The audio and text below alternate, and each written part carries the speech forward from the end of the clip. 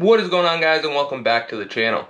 So today we're going to be trying to make something out of nothing using some scrap metal that we had laying around. If you guys seen a video or two back, we did a review on the Harbor Freight 30-inch sheet metal brake, and spoiler alert, we broke it. So we're going to try to make our own sheet metal brake using some scrap metal and our Harbor Freight press. If you guys aren't already, please think about subscribing and ringing that bell. That way you get notified anytime we put out a video with the GTO, the Duramax, or the Hellcat. Let's jump right into today's video.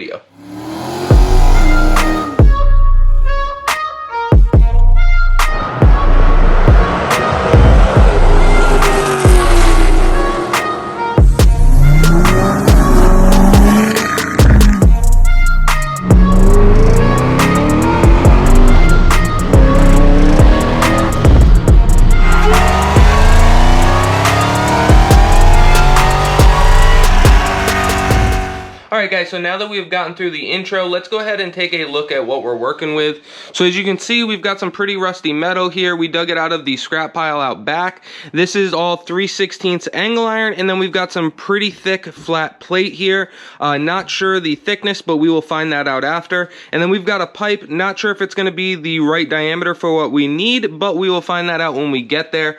So the plan is to take a couple pieces of angle iron. We will cut them down to size. When we figure out what size that is, we will weld them together like you see here, and then we will have another piece of angle iron that is the same length, and we will weld the flat plate up here with something for the press, the beam on the press to sit in.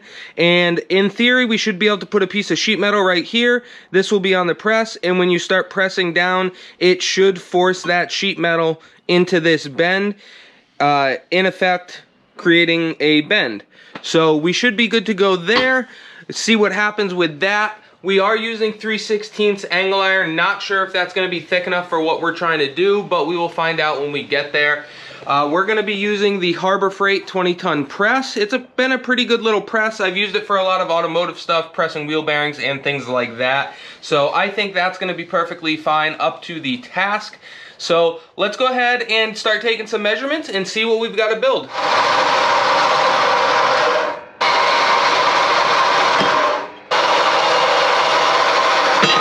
We've just got to clean these things all up. And while we're doing that, we've got our plate set up here. I think we're going to cut a rectangle out of it, probably about 6" by 7.5", and we will center it right here and weld it on. We're going to have to clean all this stuff up, so we're going to hit it with a wire wheel, use the belt sander where we need to, and then start getting it prepped for welding. So let's get this plate cut.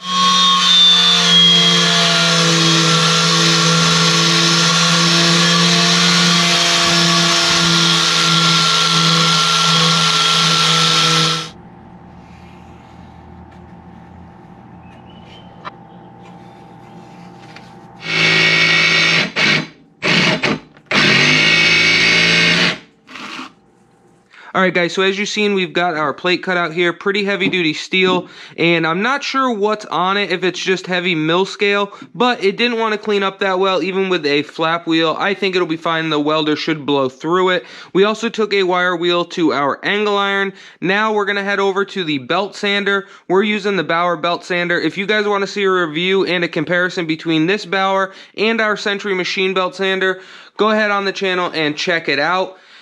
But we're going to be using it to face this up. I'm going to try to square this plate up a little bit better, and then we will also hit these where we're going to be welding and where they need to fit together nicely. So let's go ahead and fire that thing up and get everything prepped for welding. Alright guys, so we went ahead and got our angle iron cut down to 19 inches so that we have a little bit of room to work with on the edges for making whatever we want to use as a locator and stuff for the upper and lower piece on the press. But I think what we're going to get ready to do now is I think I'm just going to very lightly tack these two bottom pieces together, and then we will set those in the press, set our top piece on top, and put a little piece of like 1/8" aluminum or something in there that we can try to bend real quick, because I'm not sure if we're going to have to weld these tight together like I have them here, which the other piece of angle iron fits perfectly in there, but I'm wondering if when we're trying to bend something, if it's not going to allow us to get a nice smooth edge like we're looking for, in which case we might have to separate these a little bit, probably not that far, but we might have to put some sort of gap in there so that the metal has somewhere to go when you're trying to bend it. Not positive. Like I said, I've never made something like this before, so we're just figuring it out as we go. So I'd rather just tack them together, try it out. If it works, great, we can finish weld it. If it does not work how we want it, we can always just cut our little tacks and reevaluate and move on from there. So let's get set up here. We'll probably tack those together and give this thing a try.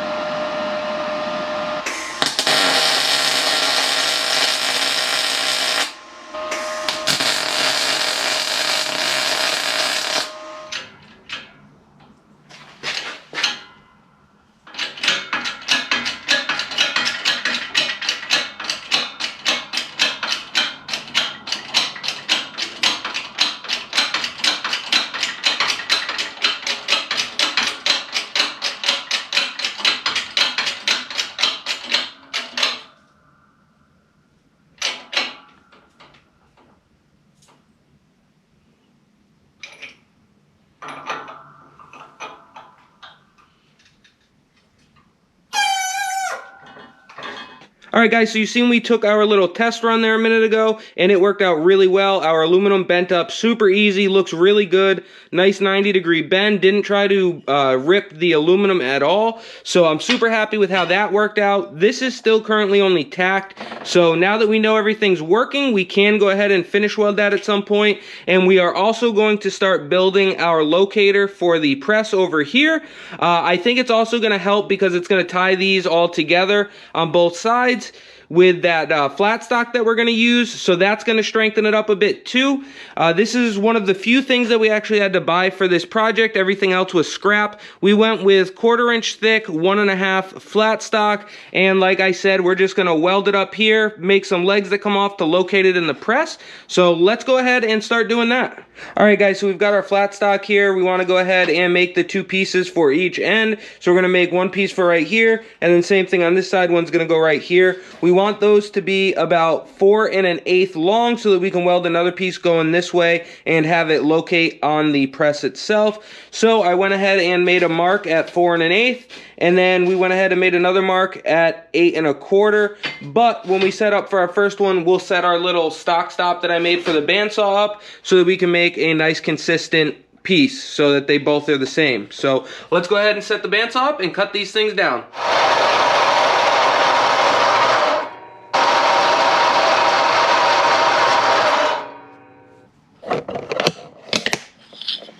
Alright guys, so we've got our 2 pieces here. We're going to go ahead and head over to the belt sander, clean these things up, and then get ready to tack them on. So let's clean them up. Alright guys, so you see now we made these pieces. I think we're going to change that idea up just a little bit. It's going to work out a little bit better this way, I think. Instead of using those there, I found some smaller angle iron, a little bit smaller than the 3/16 stuff that we were using, and I think we're going to cut those and use them there just like that. So we'll cut these to the same length that we cut our straight pieces here, which was 4 1/8, I believe. And then we will use the pieces that we already cut. We'll make 2 more just like this, and we will weld them on at the end of our angle iron that we're going to put right here, and these will actually become our locators for the side of the press. I think it's going to work out much better that way.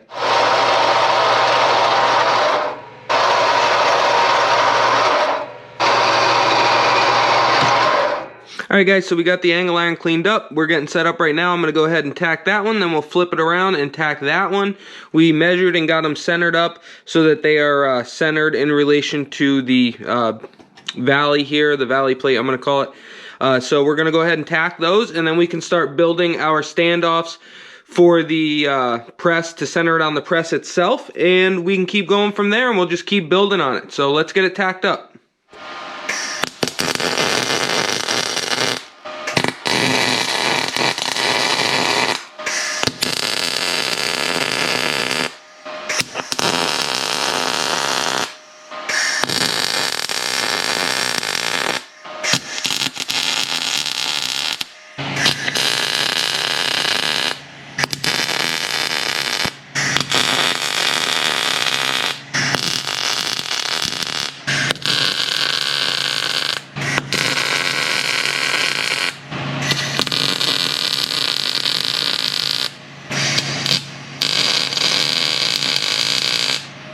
Alright guys, so now we got the two pieces of angle iron tacked on the end, we can go ahead and make our little standoffs that are going to go right here.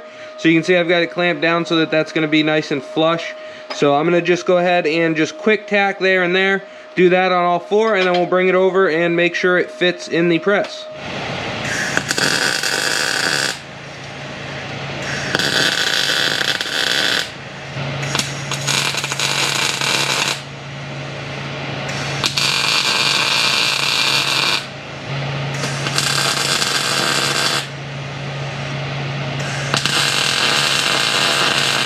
Alright guys, so you've seen how we got this all tack welded up. We went ahead and set it in the press and everything's fitting good except for these are a little bit longer than I wanted them. So we're going to go ahead and take 1 inch off them. Originally I think I cut each one of these pieces at 4 1/8. So we're going to take 1 inch off. So if you guys are cutting it, cut them at 3 1/8. So we've got it set up here in the bandsaw. Let's go ahead and see if we can get these things cut off.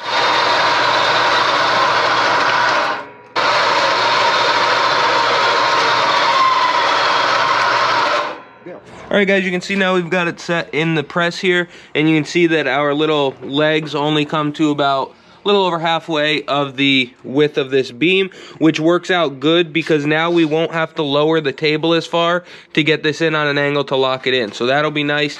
So now we're going to take it out and figure out what we want to do next. Alright guys, so now that we've got these legs cut down, I'm super happy with how that came out. We are pretty much ready to finish weld. I went ahead and used just some regular Hobart anti-spatter, like nozzle protection stuff, and sprayed it in the V here where the bending is going to be going on, so we don't really have to worry about any little BBs from the MIG sticking in there and grinding those out later. So we're going to go ahead and finish weld right here along these little corners, and then we can flip it over. We will weld this up, weld in the valleys here in the V's, and then we're also going to go ahead and weld inside here on both sides. I want to get all this welding finished up so that when we get our rod and our top piece set up for it to ride on, we don't have to worry about anything getting warped when we weld it. So let's go ahead and start sticking this metal together.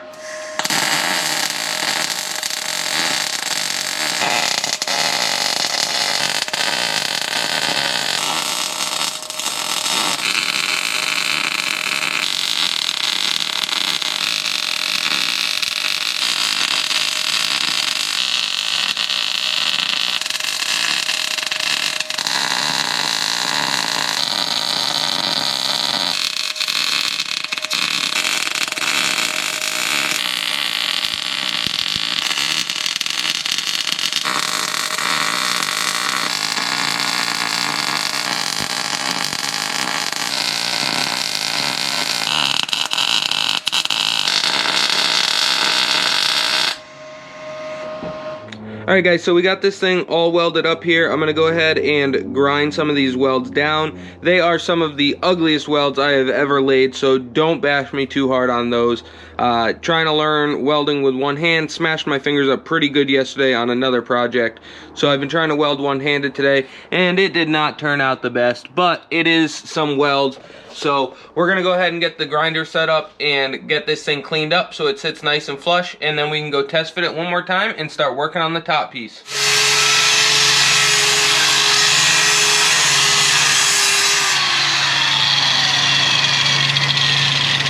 Alright guys, so we went ahead and took this thing out of the press. I threw a 2x4 in there because it's a lot thicker than any metal we are ever going to try to bend with this thing.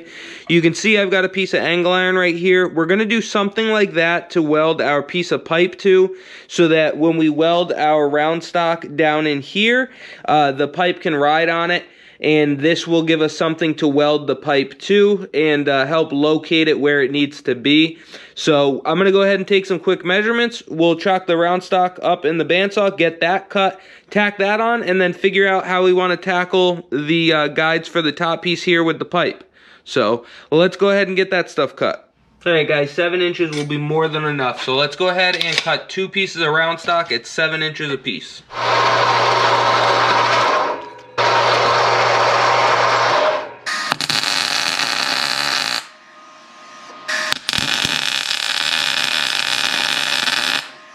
Alright guys, so we got our round stock tacked in place. We found this 5/8 inside diameter pipe outside. That's why we went with 5/8 round stock. We need to find a way to fasten a small piece of this to this top press plate so that it can ride on the round stock. That's what will keep this located into the bottom press plate. So I found these pieces of scrap angle iron kicking around. I think we're going to go ahead and use those, and then we will just cut a probably 2 to 3 inch section of this pipe that we have, weld it onto here, then weld this onto the top plate so that it can ride on that and keep everything centered up. So I'm going to go ahead and cut a couple pieces of this, then we'll mock that stuff up and get that stuff tacked as well.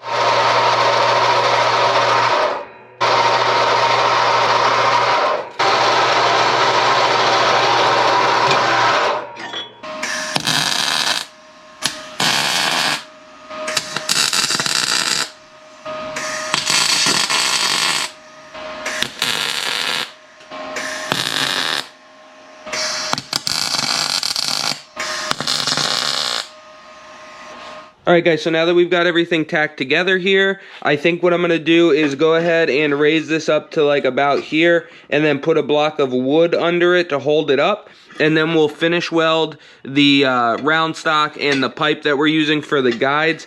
And I'm going to go ahead and use some more of that anti-spatter stuff. We'll spray it all in here, and we will spray the round stock to try to keep any like boogers and stuff off of it. So let's go ahead and get set up, and we will finish weld all of those.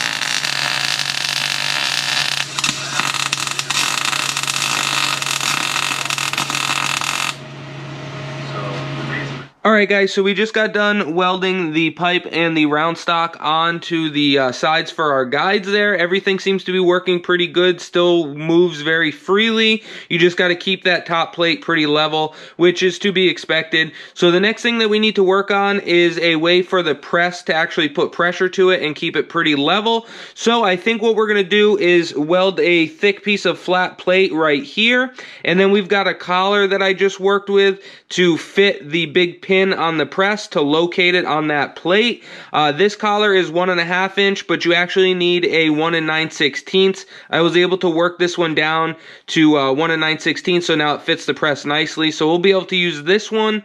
So the next step is going to be cutting a piece of plate to weld here, and then once we get that cut, we'll take this and the plate over to the press, get everything located where we want it, tack it up, make sure it's good to go, and then finish weld it and give this thing a try. So let's head over to the bandsaw.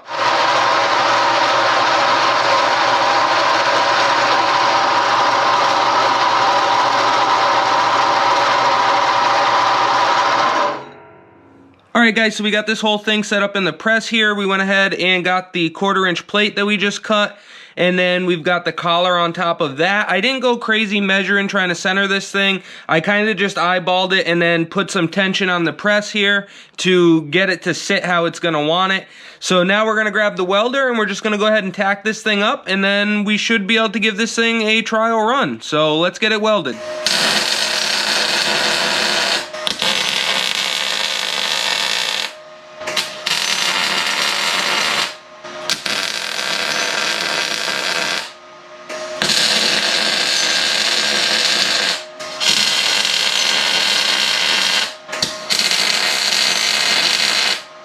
Alright guys, so we got everything tacked up here. Let's go ahead and back off this thing. I got this set screw tight, and hopefully it comes up with it, and then if it does, we will go ahead and try bending a piece of aluminum real quick.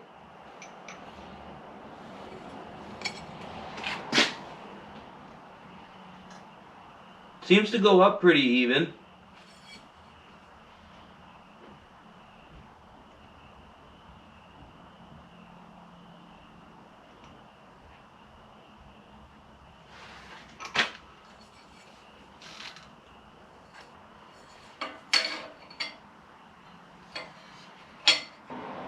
So I set the aluminum in there.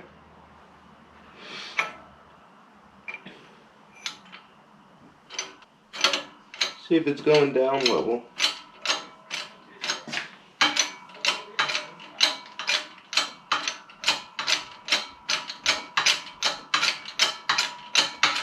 Feels like it.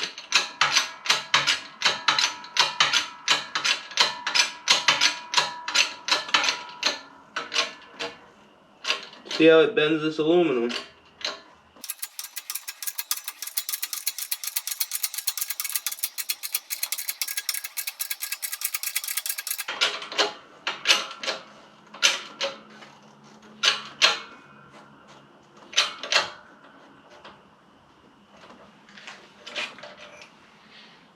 I don't even have that much force on the actual hand pump here. It's like, yeah, it's like 2 fingers. Alright, let's go ahead and slowly back off it and see what happens here.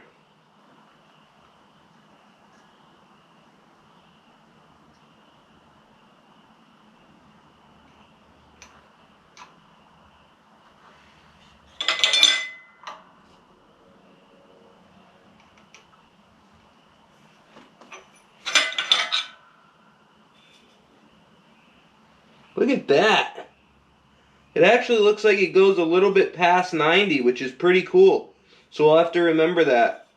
Stop it a little bit before it's like full bottomed out.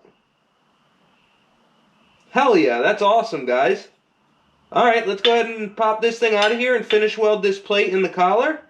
And we'll try it with a little bit bigger piece of aluminum. Alright guys, so I made a decision here to try to go ahead and stiffen this thing up a little bit more so that we don't have to worry about the angle iron itself bending when trying to press on some thicker metal. So I just went ahead and cut a couple more pieces of the 1/4" plate, and we're just going to weld all the seams up underneath, everywhere, all the way around them, and that should give the angle iron that we're using a lot more rigidity. The angle iron is 3/16, so it's pretty strong to begin with, but I think backing it with this 1/4" plate is going to help a lot. So let's go ahead and get these things welded up. Alright guys, so I went ahead and welded those 1/4" plates on real quick. We got that all taken care of. So now let's go ahead and throw a piece of actual steel in here and see if we can bend it up. So we've got some 1/8" plate here. This is just regular mild steel. We're going to go ahead and put it in our little break here. I'm going to just put it to the edge so that we're not wasting a whole bunch of it just for testing here. But we've got it lined up pretty decent. Let's go ahead and see what happens. Once we get it started like that, I'm going to go ahead and put our digital angle finder on there just for curiosity.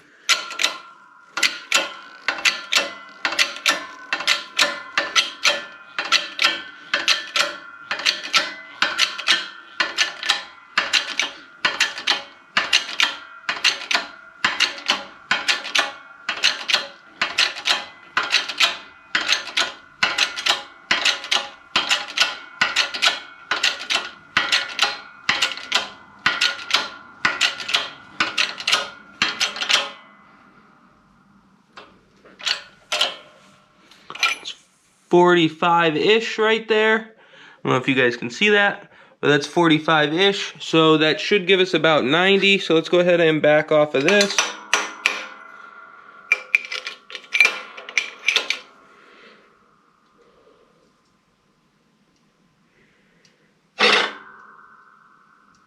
Only got one hand here, so.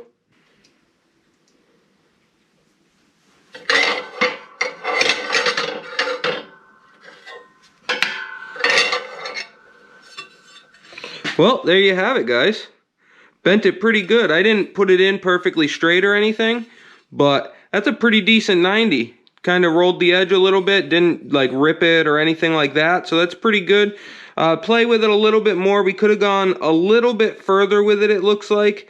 It doesn't look like a true 90, but I was just guessing with our gauge there.